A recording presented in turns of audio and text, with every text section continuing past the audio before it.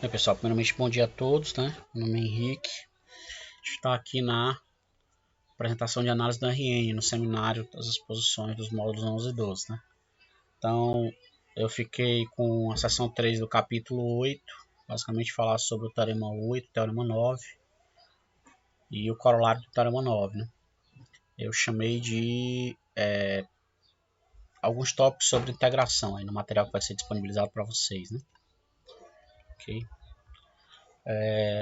Então, basicamente, o que a gente vai fazer é dar alguns resultados interessantes. Alguns resultados são padrões para integrais, que a gente espera realmente que aconteça, né? E algumas outras condições mais específicas, né? Em especial o teorema 9 e o corolário do teorema 9. O corolário, mais especificamente, dá uma caracterização interessante para uma consideração específica que a gente pode fazer sobre conjuntos que são J mensuráveis, né? Quando a gente for definir integrais sobre conjuntos, integrais de funções sobre conjuntos J mensuráveis. Né? Então, vamos começar definindo o básico aqui. Então, seja x um conjunto, x um subconjunto do Rn, um conjunto J mensurável, e f de x em R uma função limitada. Então, nós vamos definir as integrais. Aqui eu coloquei superior e inferior, mas é o contrário, inferior e superior respectivamente, né? Só para efeito de esclarecimento aqui, né? Primeiro vem inferior, depois vem superior aqui, do jeito que eu fiz, né? Aqui eu coloquei um respectivamente ali, como eu coloquei esse respectivamente eu tenho que trocar, foi só um erro de digitação aqui. Então, a gente define as integrais inferior e superior de f sobre x como sendo respectivamente esses dessa forma. Né? Então, a integral inferior sobre x da função f é a integral inferior sobre a, né? Onde a gente vai explicar. A é um bloco que contém a x, certo? Da extensão da função f sobre x. Né? Essa função estendida também a gente vai relembrar ela, lembrar o que é essa função estendida. E a integral superior sobre x da função f vai ser a integral superior da função estendida de f sobre esse mesmo bloco A. Né? O que a gente cita especificamente que essa f é a função extensão da f sobre o bloco A. Se eu pegar um bloco que contém o x, nós vamos definir a função extensão de f, a f barra, que vai de A na reta, como sendo definido da seguinte forma.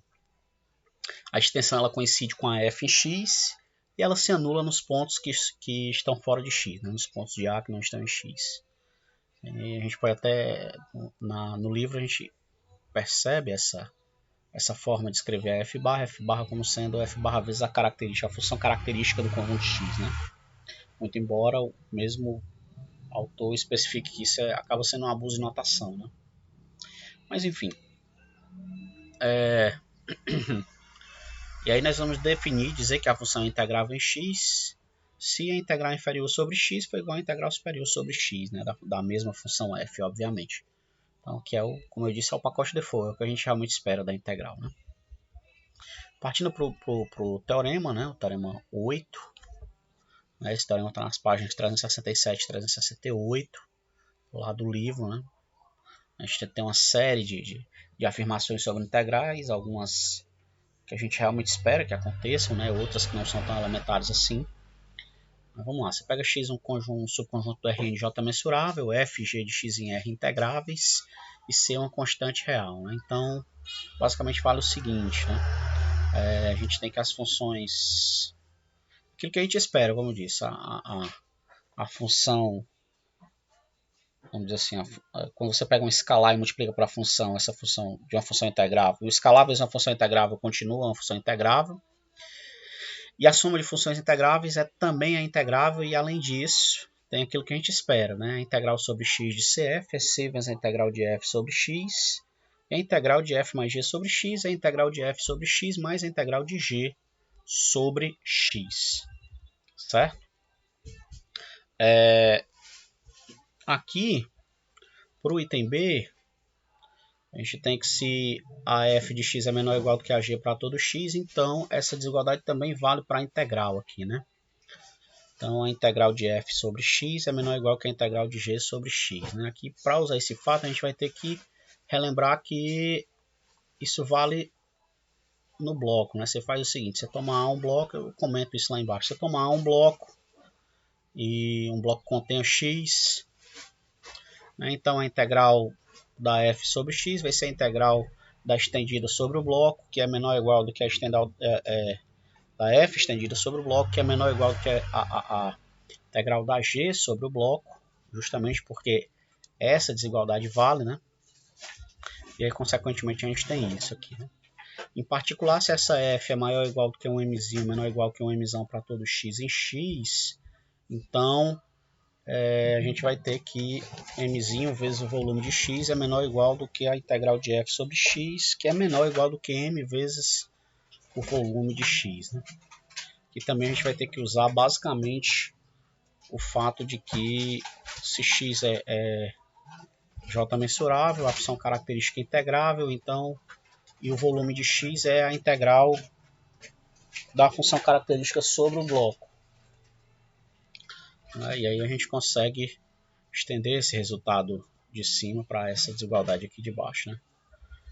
No item C, você pega a função que pega a aplicação que faz isso, que pega um x e leva esse x no módulo de f de x, essa aplicação é integrável e vale essa condição, né?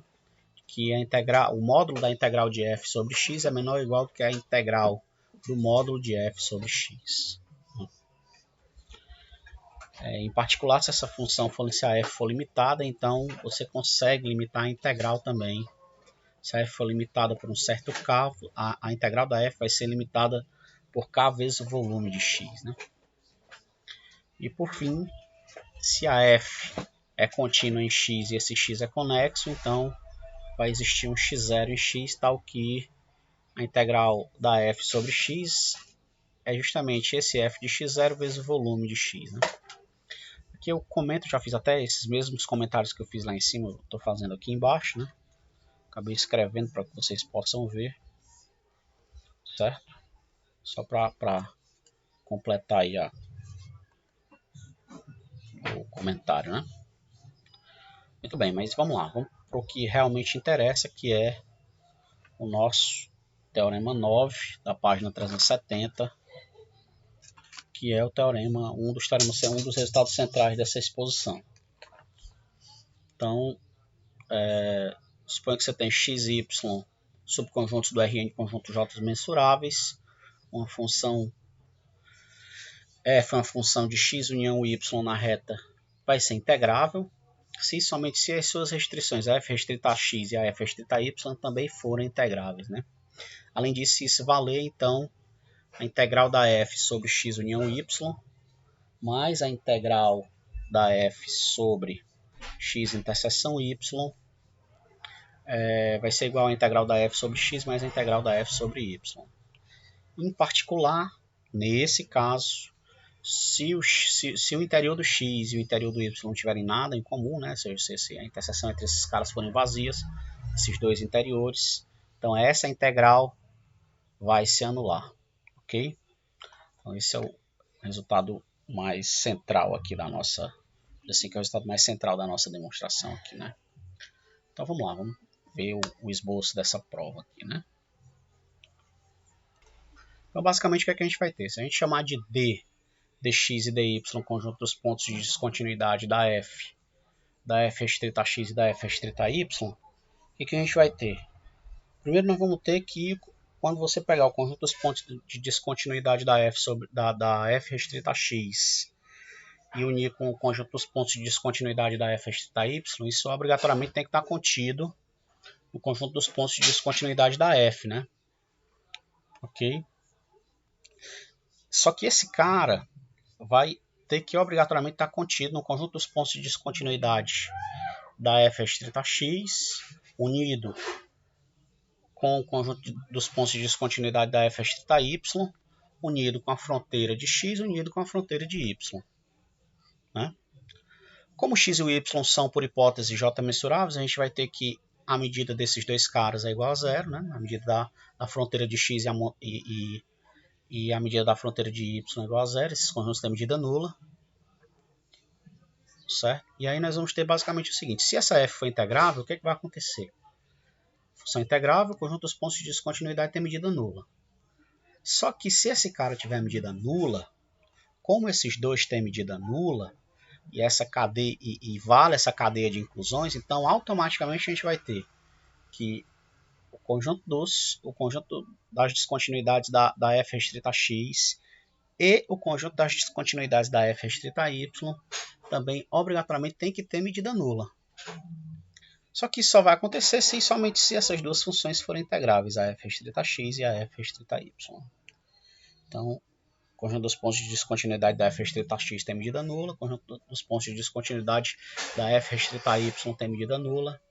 Então, automaticamente essas duas funções têm que ser integráveis. Certo? Para a próxima parte, vamos fazer o seguinte. A gente está supondo que a f é integrável. Se ela é integrável, automaticamente as outras duas também são integráveis, né?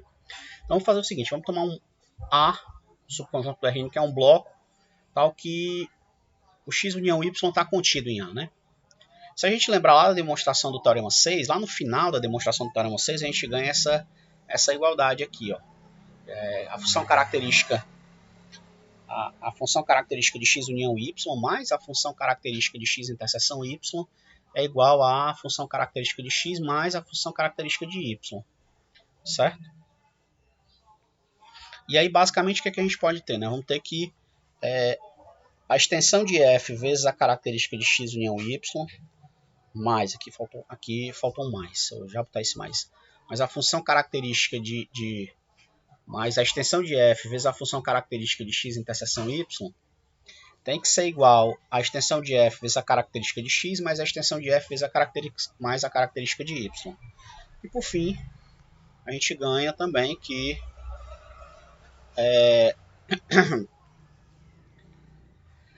a integral de f sobre x união y mais a integral de f sobre x interseção y vão ser, por definição, a integral sobre A da f. Aqui eu coloquei f barra, porque se você prestar atenção, a f barra pode ser pensada como só f barra vezes a característica de x união y. Né? Então, só tirei isso da anotação aqui. Só pulei essa parte.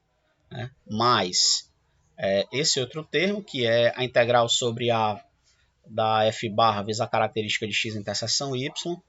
Só que a gente sabe que isso aqui é a integral sobre A da extensão de f vezes a característica de x mais a integral de A mais a integral sobre A da f vezes a característica de y. Né? Por fim, a gente ganha que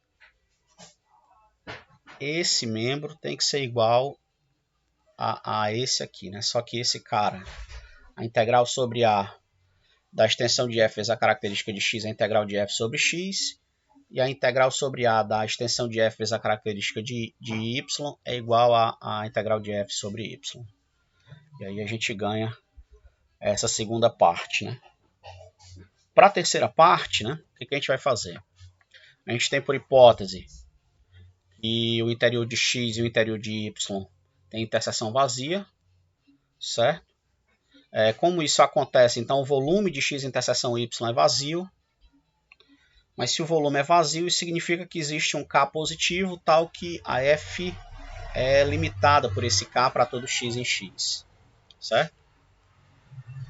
Mas se isso acontece, isso significa, né, que a integral da F, aqui lá pelo Teorema 8, né, por aquele resultado do Teorema 8, que o módulo da integral da F sobre o x interseção y é menor ou igual do que k vezes o volume de x interseção y. E como o volume de x interseção y é zero, a gente ganha de cara que a integral de x interseção y da f é zero, garantindo de fato o que a gente queria, né? Que quando essa integral é zero, então a gente tem que a integral da f sobre x união y, a integral de f sobre x mais a integral de f sobre y. Ok? Muito bem. Para o corolário, o que vamos fazer para o corolário? Então, para o corolário a gente vai ter basicamente o mesmo pacote. Né? Você tem um subconjunto do RNJ mensurável, uma função de x na reta integrável, e você pega um subconjunto do x que também é j mensurável, você de tal forma que o complementar desse conjunto em x tem interior vazio. Né? Então, x menos y tem interior vazio. Então, a nossa intenção é provar que a integral da f sobre o x é igual à integral da f sobre o y. E que, em particular, se eu pegar o como sendo o interior de x, então a integral da f sobre x vai ser igual à integral da f sobre u, né? Que é justamente, quando a gente provar isso, a gente vai ter vai poder concluir exatamente o que o autor, né, diz depois disso, que não tem nenhuma perca de generalidade se você supuser que quando você tomar funções integráveis sobre conjunto J mensuráveis, você pode supor que esses conjuntos são abertos. E é exatamente por isso que quando você vai trabalhar com integração lá nos cursos de cálculo, você sempre tem os domínios como sendo abertos, né? Abertos do R2, do R3, do Rn, né? Então, é exatamente por isso, porque você não tem nenhum problema em relação a isso, né? Mas vamos lá, vamos para esse esboço da prova aqui. Você pega x em j mensurável, f de x em r integrável, y contido em x também, j mensurável, com o interior do complementado do y em x vazio, né? Então a primeira coisa que a gente tem que perceber é o seguinte, o x menos y ele tem que ser j mensurável, né? Se ele não for j mensurável, você tem o x mensurável, certo? Você tem o x, você tem x j mensurável, você tem y j mensurável, então x menos y tem que ser j mensurável também, né? Aí você faz o seguinte, pega um bloco do Rn que contém o A e reescreve o x menos y de outra forma. Escreve o x menos y como sendo o seguinte, ó. Você pega o x menos y como a parte a parte de A que está fora do y intersectado com x, né? Ou seja, você escreve x menos y como sendo x interseção com A menos y, né? Aí a gente usa exatamente o que a gente viu na última parte do teorema, né? Que se o interior é vazio, então a integral da função sobre esse interior tem que ser zero, né? E aí o que é que a gente tem? Nós temos que a integral da f sobre x vai ser a integral da f sobre x menos y, mais a integral da f sobre y. Como essa parte aqui é zero, você ganha que a integral da f sobre x tem que ser igual à integral da f sobre y, né? De um modo geral, se você tomar u como sendo o interior de x, né?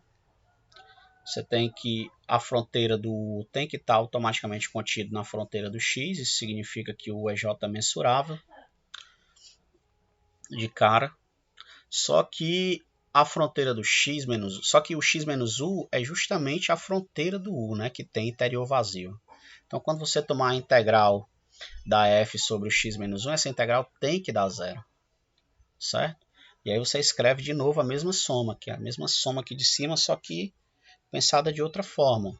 A integral da f sobre x é igual à integral da f sobre x menos u mais a integral da f sobre u, né? Só que esse cara tem interior vazio, porque esse cara é justamente a fronteira, então esse rapaz, né? Consequentemente, esse rapaz vale zero. Se eles valem zero, nós temos que a integral sobre x da f tem que ser igual à integral da f sobre u. Certo? Vou até tirar esse x aqui para ficar.